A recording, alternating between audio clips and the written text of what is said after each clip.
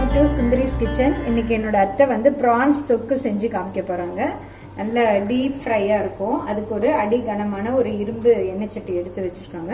இதுல தான் இப்ப ஃப்ரை பண்ண போறாங்க. பார்க்கலாம் எப்படி செய்யறாங்க.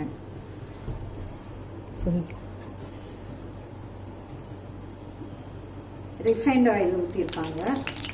ஒரு 4-5 ஸ்பூன் எண்ணெய் காஞ்சிருச்சு. இப்போ ஒரு 2 வெங்காயம் பொடியாக கட் பண்ணி வச்சுருக்காங்க. பெரிய வெங்காயம் அது போட்டுக்கிறாங்க.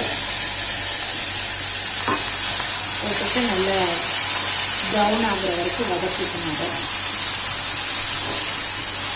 அதை வதங்கிறதுக்கு அதிலே ரெண்டு உப்பு போடுறேன். கல் உப்பு கொஞ்சம் ஈஸியாக வதங்குறது. வெங்காயம் வதங்கிடுச்சு. தக்காளி ஒரு 2 தக்காளி போட்டுக்கிறாங்க.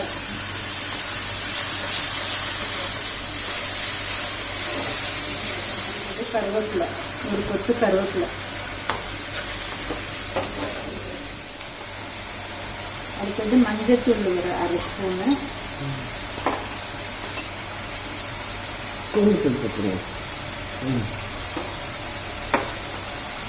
இஞ்சி பூண்டு பேஸ்ட்டு ஒரு 1/2 ஸ்பூன், 1 ஸ்பூனே போட்டிருக்கு.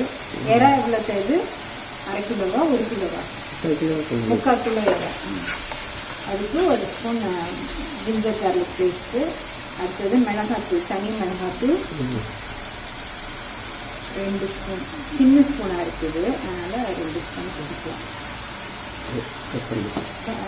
தனியாத்தூள் அதே மாதிரி அதுவும் ஒரு 2 ஸ்பூன் போட்டுக்கலாம்.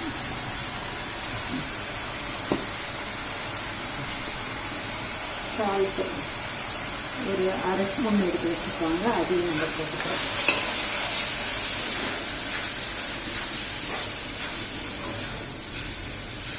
ஒரு ஸ்பூன் சோம்புத்தூள். சுத்தம் பண்ணி வச்ச ப்ரான்ஸு ஒரு 3/4 கிலோ இருக்குது, அது ஆட் பண்ணிக்கிறோம்.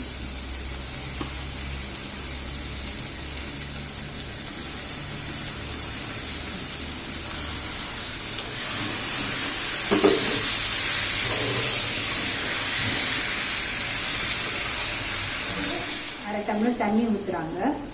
ஊற்றிட்டு மூடி போட்டு நம்ம இதை கொஞ்சம் ஒரு 10 மினிட்ஸ் வேக வைக்கணும். ப்ரான்ஸ் நல்லா பெருசாக இருக்குது, அதனால் வேக வச்சுட்டு அதுக்கப்புறம் அப்பப்போ இடையில திறந்து நம்ம கலந்து விட்டுக்கணும். நல்லா வறுத்தாச்சு. நல்ல கருப்பு கலராக வந்துருக்கு. அரிசி மாவு கொஞ்சம் 1 ஸ்பூன் எடுத்து வச்சுருக்காங்க. இப்போ இதை போட்டோன்னாக்கா இன்னும் நல்ல ரோஸ்ட் ஆகிடும் ப்ரான்ஸு. அதுக்காக ஒரு ஸ்பூன் அரிசி மாவு எடுத்து வச்சுருக்கோம்.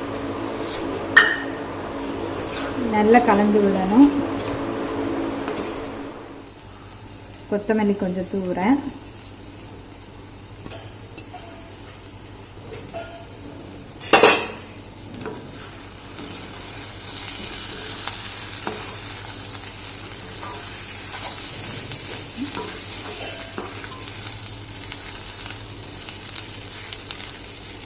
நல்ல ஃப்ரை ஆயிடுச்சு.